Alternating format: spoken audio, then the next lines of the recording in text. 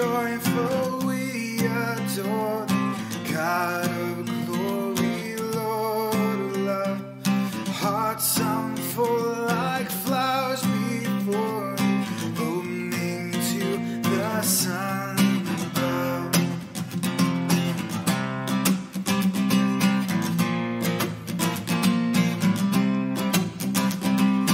Thou art giving and forgiving, ever blessing, ever blessed, wellspring of the joy of living, ocean depth of happy rest.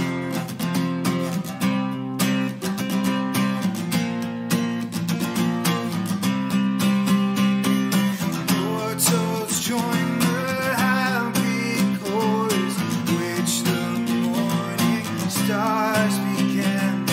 Father love is reigning o'er us, brother love binds man to man.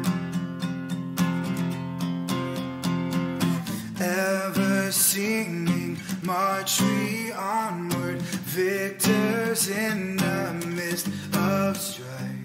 Joyful music leads us onward in the triumph songs of life.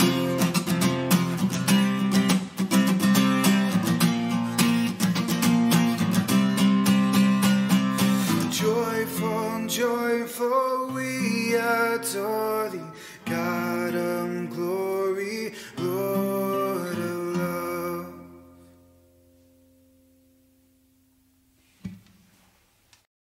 Magandang umaga po sa ating lahat. Welcome pong muli sa ating prayer covenant sa umagang ito. At ang ating teksto ay matatagpuan sa Philippians chapter 1, verses 3 to 11. Ngunit ang babasahin ko lamang ay ang verses 3 to 6. At ganito po ang sinasabi: Nagpapasalamat ako sa aking Diyos tuwing naaalala ko kayo. Ako'y nagagalak tuwing ako'y nananalangin para sa inyong lahat, dahil sa inyong pakikiisa sa pagpapalaganap ng magandang balita tungkol kay Kristo, mula nang ito'y inyong tanggapin hanggang sa kasalukuyan. Natitiyak kong ang mabuting gawang pinasimulan sa inyo ng Diyos ay Kanyang lulubusin hanggang sa araw ni Jesucristo. Muli po, magandang umaga po sa ating lahat. Ang mga talatang ito ay nagpapakita ng pagpapasalamat at pagmamahal ni Pablo sa mga taga-Filipos. Siya ay nagpapasalamat sa Diyos sa kanilang pananampalataya at pakikipagtulungan sa Ebanghelyo. At ganoon din na tinutulungan niya sila na manatiling matatag sa kanilang pananampalataya. Tulad ni Pablo, sa pamamagitan ng pag-focus sa mga biyaya ng Diyos, sa mabuting balita ng Ebanghelyo at ang pagbibigay pasasalamat, ay makakaranas tayo ng kagalakan at contentment, kahit pa sa gitna ng mahihirap o mabibigat na kalagayan. Confident at nagtitiwala si Pablo na ang Diyos ay kasama niya maging ng mga taga-Filipos sa simula pa man ng kanilang ministry na magkakasama. At ang Diyos ay sasamahan sila hanggang wakas, hanggang sa araw ng pagbabalik ni Jesucristo. At naniniwala si Pablo na kahit ang pinakamahirap na sandali ay maaaring mabago sa pamamagitan ng tulong at biyaya ng Diyos. Ang simula ng lahat ng pasasalamat, katulad ng ginawa ni Pablo, ay magandang advice para sa isahang panalangin at bilang isang iglesia na rin. At sa pamamagitan ng ating unang pagre-remind sa ating sarili sa mga biyaya ng Diyos at mabuting balita tungkol kay Jesus, ay palagi tayong napapaalalahanan sa mga iba't ibang dahilan ng pasasalamat. Nagpapasalamat si Pablo habang naaalala niya ang iglesia na may kagalakan at pagtitiwala, at nananabik siya sa kanila ng may pagmamahal at habag ni Kristo, na may pag-ibig na higit pa sa pagmamahal ng isang tao. Tayo po kaya, inaalala po ba natin ang ating mga kapwa mananampalataya? Ipinapanalangin po ba natin sila? Kung nais nyo pong maging part ng ating prayer ministries, tumawag o i-PM lamang po ang inyong mga manggagawa at malugod po namin kayong tatanggapin.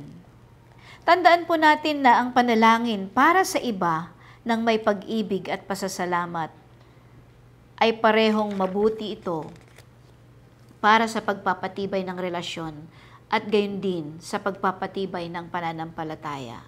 Si Paul ay naaalala niyang iglesia ng Filipos sa ganitong paraan dahil inexpress nila ang kanilang commitment sa ating Panginoon at sa bawat isa.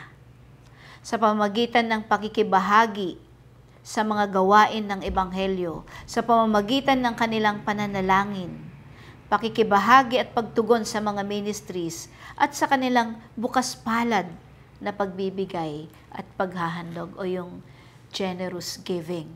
Sila ay nagsikap, nag-fellowship, sama-sama po sila na mayroong kagalakan upang isulong ang Ebanghelyo. At sa pamamagitan ng gawaing kanilang ibinahagi, ay mas napalapit sila sa ating Panginoong Hesus. Nagbahagi din si Pablo ng panalangin ng intercession o yung tinatawag nating intercessory prayer.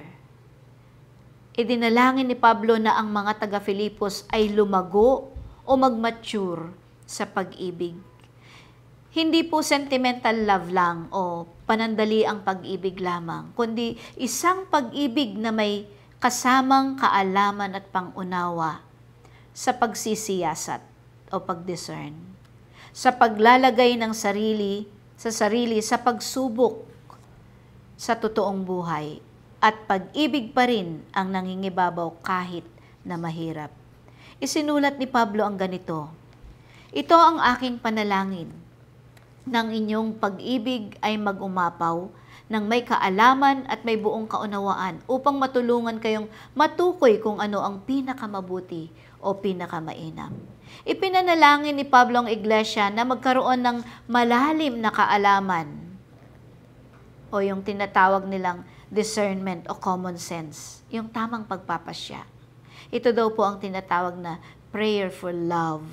Dahil ang prayerful love na sinasamahan ng kaalaman at tamang pagpapasya ay napangyayari nito sa atin na ma-determine kung anong pinaka-the best o pinaka-mabuti ayon sa pananaw ng ating Panginoon. At panghuli, tandaan po natin ang mga paalalang ito ni Pablo. Magpasalamat at patuloy na alalahanin ang habag at biyaya ng Diyos sa nakaraan. Magpasalamat sa pagmamahal at paglilingkod na ibinahagi sa kasalukuyan. Manalangin para sa patuloy na paglago sa pag-ibig at kaalaman upang sa pagdating ni Kristo ay maging dalisay kayo at walang kapintasan. At magkaroon ng bunga ng pagiging matuwid na nagmula kay Hesukristo para sa kaluwalhatian at kapurihan ng Diyos. At higit sa lahat, alalahanin natin lagi ang isa pang sinasabi niya, na mabuhay ka sa paraang karapat-dapat sa Ebanghelyo ni Kristo. Ibig sabihin, kailangan mamuhay ka na mayroong kredibilidad, mayroong dignidad, naninindigan sa iisang espiritu o iisang diwa, nagpupunyagi na magkakasama o magtutulungan sa iisang isipan para sa pananampalataya sa Ebanghelyo ni Kristo. Purihin ang ating Panginoon. Tayo po'y manalangin.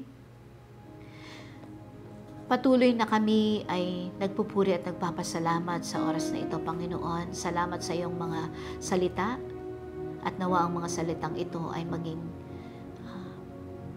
daluyan ng iyong lakas para sa aming espiritual na pamumuhay. Ganun din na magamit namin ito, Panginoon, sa aming pang-araw-araw na paglakad sa mundong ito. Panginoon, sa oras na ito aming idinadalangin ang kabuuan ng aming iglesia. Patuloy na pangunahan mo kami, lalo't higit kami ng mga manggagawa at ang buong council, Panginoon, na siyang nangunguna nito. Ganon din, Panginoon, na pagpalain mo ang lahat ng aming mga gawain. At sa mga nalalapit naming mga plinanong mga gawain, patuloy, Panginoon, na hiling namin na pangunahan mo kami upang sa ganon, ikaw at ang iyong salita ang siyang maitaas. At sa aming pagsa-celebrate, Panginoon, ng iyong kapanganakan, patuloy nawa, Panginoon, na ikaw ang makita at ang iyong mga salita. Ganon din aming itinataas, Panginoon, ang aming mga kapatid na nasa banig ng karamdaman, nasa tahanan man sila o nasa pagamutan. Patuloy, Panginoon, na hiling namin na i-extend mo, Panginoon, ang iyong makapangyarihang kamay sa kanilang lupang katawan upang maranasan nila ang mirakulo ng kagalingan na nagmumula sa inyo. O kung meron man kaming mga kapatid, mga mahal sa buhay, kaibigan o kakilala na napanghihinaan ng loob, patuloy na hiling na po namin na palakasin mo po sila physically and spiritually. Amin din, Panginoon, itinataas at ipinagpapasalamat ang mga kapatid namin na nakarating sa kanilang mga kaarawan at wedding anniversary sa araw na ito. Patuloy na palawigin mo ang kanilang buhay sa mga nakarating sa kanilang mga kaarawan. At ganoon din na pag-alabin mo ang pagmamahala ng bawat mag-asawa na nagsa-celebrate ng kanilang wedding anniversaries sa araw na ito.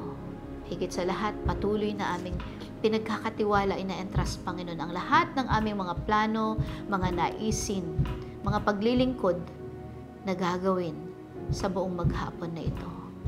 Patawarin mo kami, Panginoon, sa aming mga kasalanan, sa aming kapwa at higit sa lahat sa inyo. Ito ang aking dalangin sa makapangyarihang pangalan ni Jesus. Amen.